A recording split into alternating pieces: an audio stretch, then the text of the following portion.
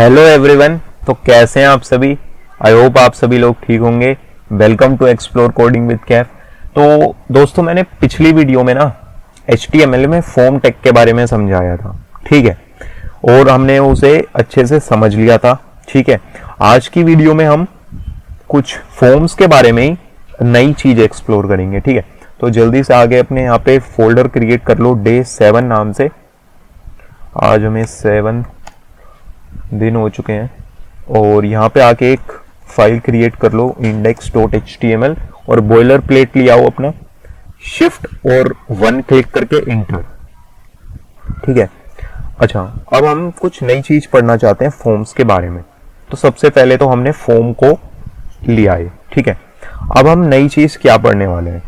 तो यार नई चीज हम ये पढ़ने वाले हैं, जैसे आपने कभी देखा होगा फॉर्म्स में हमारे पास 3 मल्टीपल ऑप्शंस होते हैं, है ना। उनमें से हमें एक चूज करना होता है। जैसे मान लो मेल होता है, फीमेल होता है, अदर्स होता है। ये मेजरली हर जगह आपको मिलेगा ही, है ना। तो आपका जेंडर पूछा जाता है, तो ऑब्वियसली उसमें से आपका एक कोई जेंडर होता है, ठीक है, ठीक है ना। तो उसमें से आपने ये भी और देखा होगा, नोटिस किया होगा, अगर हम मेल सेलेक्ट करते हैं तो वो मेल पे सेलेक्ट हो जाता है। अगर हम सेलेक्ट करने के बाद मेल को अगर हम फीमेल पे सेलेक्ट कर देते हैं तो वो वहां से खुद डिससेलेक्ट हो जाता है और वो फीमेल पे टिक हो जाता है, ठीक है। ये आपने देखा होगा।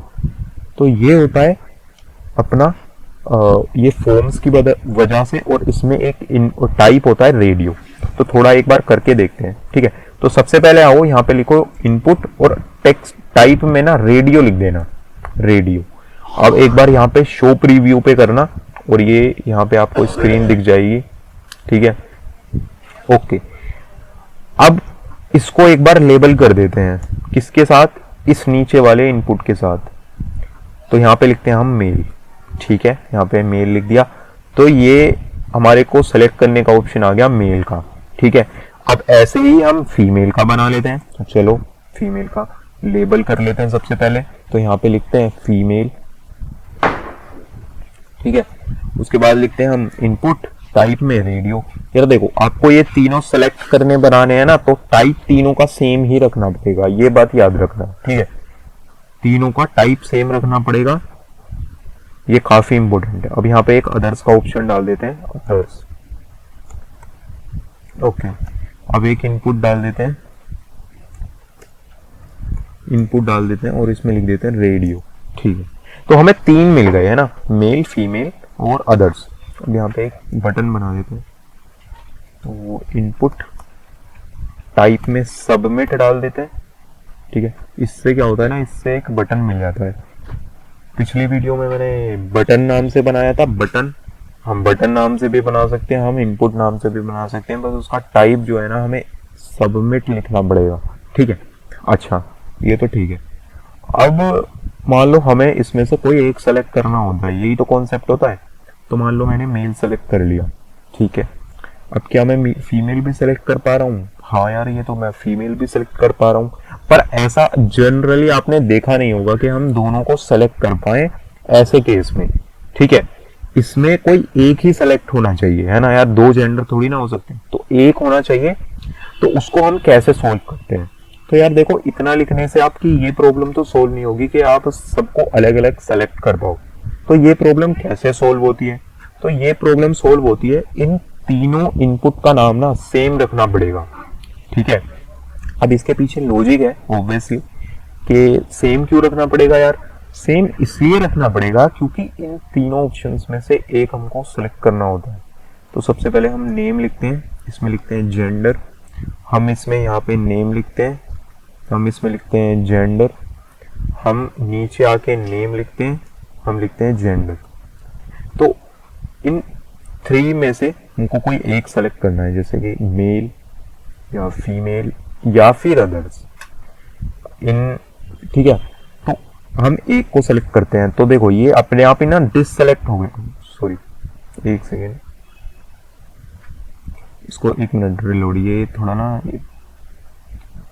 अब हाँ, अब सही काम करेगा। देखो, जैसे मैंने ये मेल पे टिक करा, ठीक है।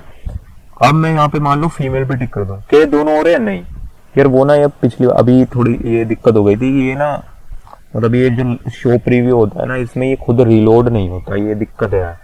तो इस वजह से ये पुराना इनपुट ही रखता है, ठीक है। तो कोई बात नहीं, बट यहाँ पे स्क्रीन दिख जाती है, ये थोड़ा बेनिफिशियल है। काट के दोबारा स्टार्ट कर लेना, है ना। तो ठीक है। तो यार देखो, अब ना ये अलग अलग सेलेक्ट होने लगे।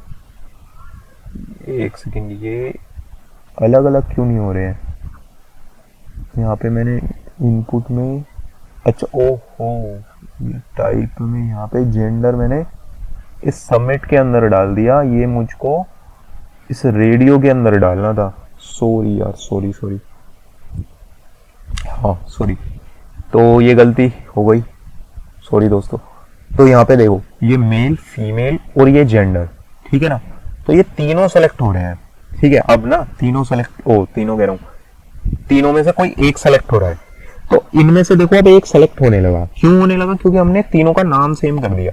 और आप खुद भी लॉजिक से सोचो, अगर हमें तीनों में से कोई एक ऑप्शन चाहिए तो नाम ऑब्वियसली तीनों का एक ही होगा भाई, जेंडर है। अब जेंडर में से हम तीनों में से एक चुन रहे हैं, तो जेंडर में कुछ एक ही वैल्यू जानी चाहिए, या तो ये मेल या ये फीमेल या ये अदर्स। एक चीज और बतानी है यार, इसमें एक चीज और होती है, वो प्रॉपर्टी होती है वैल्यू। अब वैल्यू क्या यार? वैल्यू मतलब ये जो जेंडर है ये क्या है, ठीक है। ये जेंडर जो है, ये जो जेंडर जाएगा ये क्या है?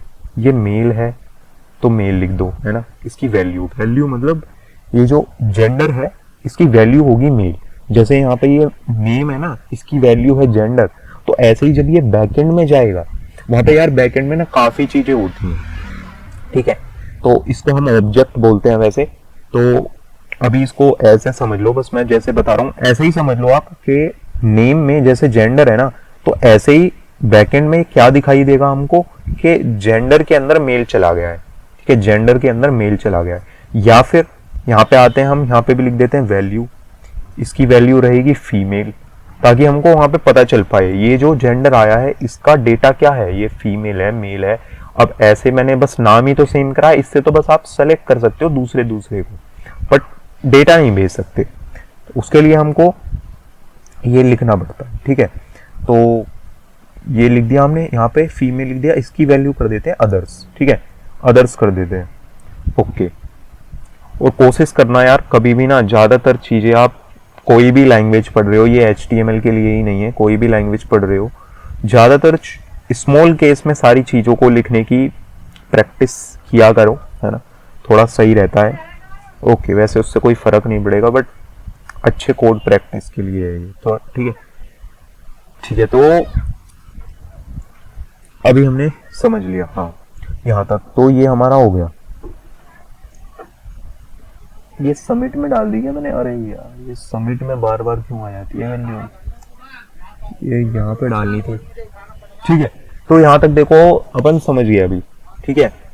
अब क्या करेंगे यार, देखो अब ना हम इसको सबमिट करके देखते हैं। मान लो मैं मेल हूँ, मैंने सेलेक्ट करा, सबमिट करा, ये देखो आपको यहाँ पे दिखाई दे रहा होगा जेंडर इक्वल्स टू मेल। तो यार यही है मेन इसका कॉन्सेप्ट, कि जब हम सेलेक्ट करते हैं ना, ये देखो आप कह रहे सोच रहे होंगे ना कैसे जाती है, ऐसे वैल्यू जाती है वहां पे कि जेंडर में ये मेल जाएगा। जैसे यहाँ पे मैंने बताया था ना, नेम में ऐसे मैंने ये लिखा है, कहाँ गया ये, हाँ ये रहा, नेम में जैसे जेंडर लिखा, ऐसे ही ये डेटाबेस में जब सबमिट होगा तो ऐसे ही ये यहाँ पे जेंडर में मेल लिख के आ जाएगा। अगर आप फीमेल सेलेक्ट करते हैं तो फीमेल लिख के आ जाता ऑब्वियसली, है ना, सबमिट पे क्लिक करने से। तो मल्टीपल में से आपको वन चॉइस करनी होती है, तो हम यूज करते हैं अपने रेडियो बटन्स का, और नाम सबका सेम होना चाहिए। ये कॉन्सेप्ट याद रखना, ये भूल गए तो दिक्कत होगी, वैसे भूलोगे नहीं, लॉजिकल है तो काफी याद रहेगा, है ना। तो ऐसे हम इसको क्रिएट करते हैं यार। अब आपने देखा होगा कभी हम मल्टीपल चीजें भी सेलेक्ट कर सकते हैं।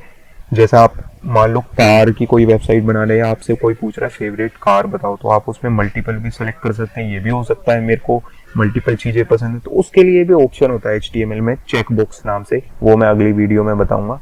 तो गाइज आज की वीडियो यहीं तक रखते हैं। Thank you for watching the video, और वीडियो अच्छी लगी तो लाइक करना, शेयर करना और चैनल को सब्सक्राइब करना। I will see you in the next video.